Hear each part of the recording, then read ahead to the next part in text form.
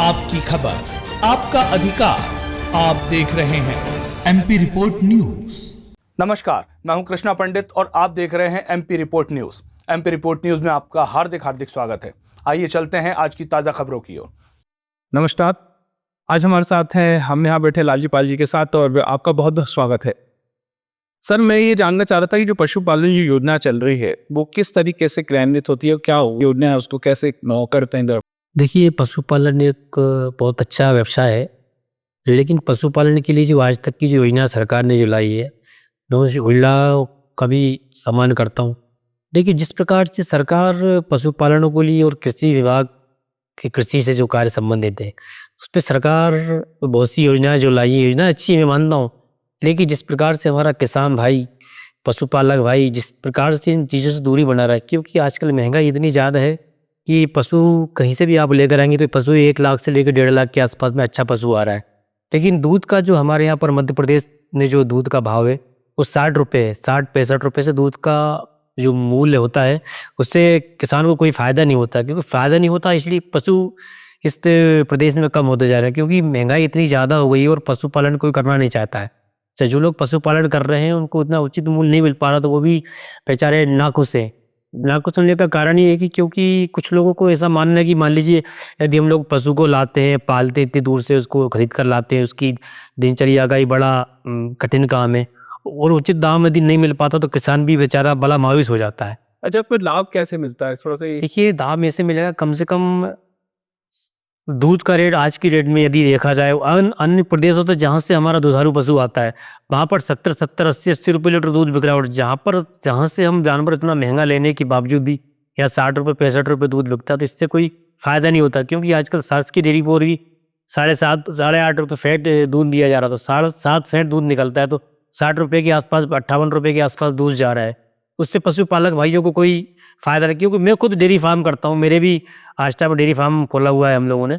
अभी मेरे पास 100 पशु हैं, हमारा 500 पशु का टारगेट है, लेकिन 500 पशु का टारगेट करने के लिए बहुत कुछ सोचना पड़ रहा है। पहले हमने सोचा था कि चलो फ़ायदा होगा, लेकिन ऐसा लग रहा है कि फ़ायदा तो बहुत इम्पॉसिबल है। इसको किस तरीके से पूरा किया जाए? इसको इस तरीके से कहा, सरकार को कुछ योजनाएं जो सरकार दे रही है, इसमें दूध का रेट सबसे पहले महत्व रखता है कि दूध का रेट कम से कम 80 रुपये लीटर दूध का रेट यदि होता है, तब जाकर पशुपालक भाइयों को कुछ फ़ायदा हो सकता है। क्योंकि महंगाई इतनी ज़्यादा है, 30 रुपये किलो दाना पड़ रहा है, 8 रुपये किलो भूसा पड़ रहा है, 16-17 हज़ार रुपये का मंथली का आज मजदूर मिल रहा है। फिर उसके साथ दुख बीमारियाँ भी है पशुओं के लिए, बहुत सारी समस्याएं हैं, दवाइयाँ बहुत महंगी है, मेंटेनेंस बहुत तगड़ा हो गया, बिजली के बिल हो गए, पानी की समस्याएं हुई हैं, बाकी अन्न और जो सामग्री जुटाने के लिए बहुत सारा पैसा लगता है। इसमें अब में कैसे लाया जा सकता है? इसको इसीलिए लाया जा सकता है कि सरकार इसको संज्ञान में मिले। जो भी मोहन सरकार जिस प्रकार से जो नए काम ला रही है कि डेयरी पालकों को इस पर % छूट दी जाएगी, उतना % छूट दी जाएगी, लेकिन ये सब मिल कहाँ रहा है? सबसे पहले सरकार को संज्ञान में ये बात लेना चाहिए कि दूध का रेट, आजकल सब चीज़ों का रेट देखिए आप कितना बढ़ रहा है। दूध का रेट मैक्सिमम सरकार को 80 रुपये कम से कम रखना चाहिए, उससे पशुपालक भाई खुश रहेगा, पशुओं को पालेगा, पशुओं को बेचेगा नहीं, पशुओं को मेहनत करेगा, तो हम और दूध बेचने की श्रेणी में मध्य प्रदेश अग्रिम पंक्ति में आएगा। लेकिन आ ही नहीं रहा, उसका कारण ये है क्योंकि सरकार तो आ रही है, कुछ भी कह रहे थे जा रही सरकार, तो ये हो जाएगा वो हो जाएगा, योजनाएं आ रही है, लेकिन उन योजनाओं का लाभ किसान तक पहुँच नहीं पा रहा है ना। उस योजना का लाभ तभी पहुँचेगा कि जब हमारा पशुपालक भाई दूध का रेट उसको अच्छा मिलेगा, तो उसको अच्छा फील होगा। जब 2 पैसे उसको बचेंगे तो उसका ही मनोबल बढ़ेगा कि मुझे पैसा बढ़ा, मैं पशुओं को पालूँ और अच्छे से रखूँ। इसी कारण तो पशुपालक भाई निराश हो जाता है। काम करने का बहुत आजकल बहुत बड़े बाहर से ही फार्मर आ रहे हैं किसानी के लिए हमारे यहाँ पर, बाहर से कुछ लोग, विदेश से भी आए, कुछ लोगों ने डेयरी फार्म खोले हैं, तो वो लोग भी नाखुश इस चीज़ से। कुछ लोगों को लगता है शुरू में कि हाँ फ़ायदा हो, लेकिन एंड इसका ठीक नहीं है। किस टाइप की चुनौतियों का सामना करना पड़ता है? बहुत सारी चुनौतियों का सामना करना पड़ रहा है। सबसे मेन सब चुनौती का सामना ये करना पड़ रहा है कि आज पशु महंगा है। पशु महंगा होने के साथ साथ पशु पाल नहीं रहे लोग। एक बार दूध लगाते और दूध भैंस को बेच देते। जब तक हम पशु को 2-3-4 बार अपने घर देहात नहीं करवाएंगे, तब तक हम उसको फायदे में सौदा नहीं कर सकते, क्योंकि पशु आज 1.5 लाख रुपए का आ रहा है। आप सपोज करिए 10 लीटर दूध देता है, आज 60 रुपये में 600 रुपये का दूध हो रहा है। कम से कम पशु आज 250 रुपये का, उसका 250 से 300 रुपये का आधा खुराक है उसका, तो क्या पैसे निकालेगा किसान और क्या पशुपालक को देगा और क्या खुद अपने बच्चों को खिलाएगा।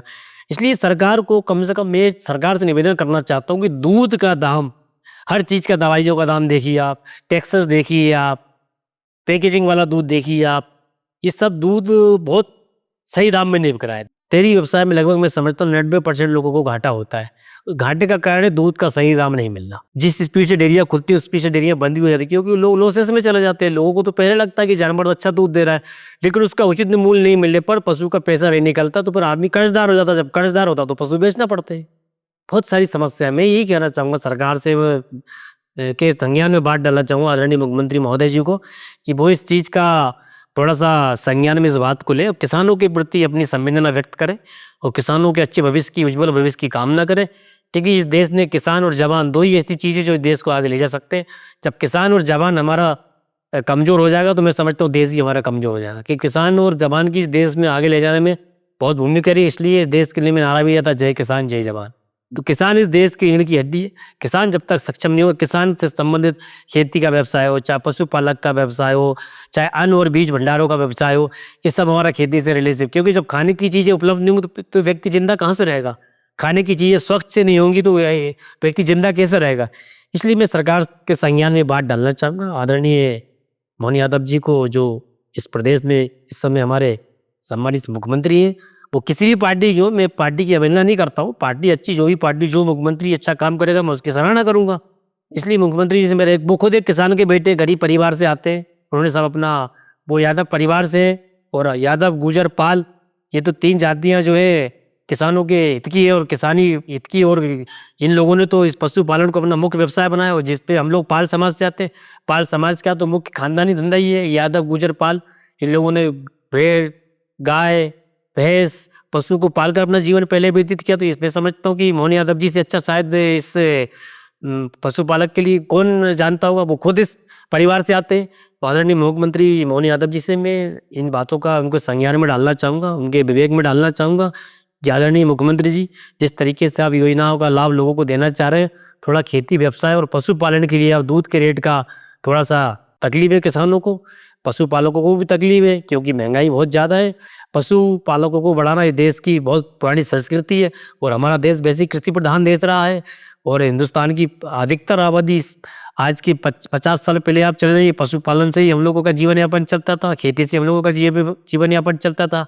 आजकल जो नई टेक्नोलॉजी है वो तो आ जाइए, लेकिन हमारे को जो पूर्वज हमारे काम करते थे, जो हमारा मुख्य व्यवसाय था, उस व्यवसाय को मैं बार बार आदरणीय मुख्यमंत्री जी को कहना चाहूँगा कि वो इस व्यवसाय को आगे बढ़ाएं और दूध के रेटों को थोड़ा सा ज़्यादा करें। इससे किसानों को लाभान्वित हो, किसान हमारे लाभ होंगे तो किसान सक्षम होगा तो देश वैसे ही सक्षम होगा। दूसरा एक और कहना चाहूँगा, जो किसान भाई हमारे जो बियर का जो दाना खिला रहे हैं पशुओं को, उससे बहुत सारी बीमारियाँ हो रही है। तो सबसे पहले पशुपालकों के लिए वो बियर का दाना बंद होना चाहिए। तो पशुपालक जो खरीदते हैं वो डेयरी से दूध नहीं मिलना चाहिए। और पशुपालकों को भी ये सोचना चाहिए कि हम जिस प्रकार से बियर का जो दाना खिला रहे हैं उससे कैंसर जैसी बीमारियां, बहुत सारी बीमारियां हुई हैं। आपने अभी कुछ दिन पहले सुना होगा, उज्जैन में कलेक्टर महोदय को हमारे वहाँ के किसान भाइयों ने ज्ञापन दिया हुआ था कि जो वाला दाना खिलाने से जानवरों में बहुत सारी बीमारियां पैदा हो रही हैं। वो जानवर का दूध खाने से हमारे मानव जीवन में बहुत सारे विसंगतियाँ आ रही हैं, बहुत सारी बीमारियाँ आ रही हैं। तो आदरणीय मुख्यमंत्री जी से मैं यही आह्वान करूँगा, जितनी भी बियर फैक्ट्री मध्य प्रदेश के अंदर खुली हुई है, बाहर से भी जो बियर का दाना भैंसों के लिए आ रहा है वो बिल्कुल बंद किया जाए। गेहूँ, चना, चुनी, चावल, बिनोला, सरसों इत्यादि जो खाने की चीज़ है खेती से रिलेटेड, वही चीज़ें जानवरों को खिलाई जाएँ। तो उससे जानवर स्वस्थ रहेगा, हमारा मनुष्य स्वस्थ रहेगा, हमारा पूरा समाज स्वस्थ रहेगा।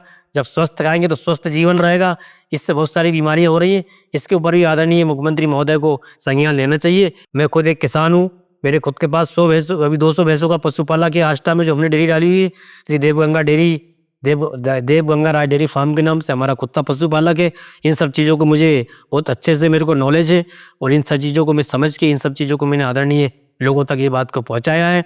और किसी भी किसान भाई को मुझसे कोई बात इस बारे में पूछनी है, दूध के रेट के बारे में, या अगर किसी को कोई मेरी बात अच्छी लगी हो तो हम सारे किसान पशुपालक भाई एक यूनिटी बना के सभी लोग मिलकर माननीय मुख्यमंत्री महोदय के पास हम लोग मिलने चलेंगे। उनसे हम निवेदन करेंगे कि साहब इस रेट को दूध के बढ़ाया जाए। इससे हम पशुपालकों में खुशी की लहर पहुँचे। जिस प्रकार से हरियाणा, पंजाब, राजस्थान, गुजरात में किसान लोग की लोगों को बात को सभी लोग रखते हैं। सभी वहाँ के मंत्री महोदय, मुख्यमंत्री महोदय, जिस प्रकार से पंजाब हरियाणा के किसान एक होते हैं, वहाँ के किसान अपनी बात को सरकार के पास रखते हैं और सरकार उस बात को मानती है। इसी प्रकार से भी आदरणीय मुख्यमंत्री महोदय जी से कहना चाहूँगा कि हमारे मध्य प्रदेश के किसानों को भी इतना सक्रिय किया जाए कि वो लोग अपनी किसानों की और पशुपालक की और जो भी बात है उन बातों को सरकार के समक्ष रखें और सरकार उनका रास्ता निकालने का हम लोगों का संपूर्ण उससे प्रयास करे। ऐसा मेरा सोचना है, ऐसा मेरा मानना है। और आदरणीय बाकी मुख्यमंत्री महोदय, आप खुद इन सब चीज़ों से संज्ञान में, आप भी बहुत छोटे से परिवार से यहाँ तक पहुँचे, ये सब बातें मैं जानता हूँ। और आप यादव परिवार से हैं, आप किसान परिवार से हैं, आप पशुपालक परिवार से हैं, मैं भी पशुपालक परिवार से हूँ। तो पशुपालक की परिभाषा हम लोग बहुत अच्छे से जान सकते हैं।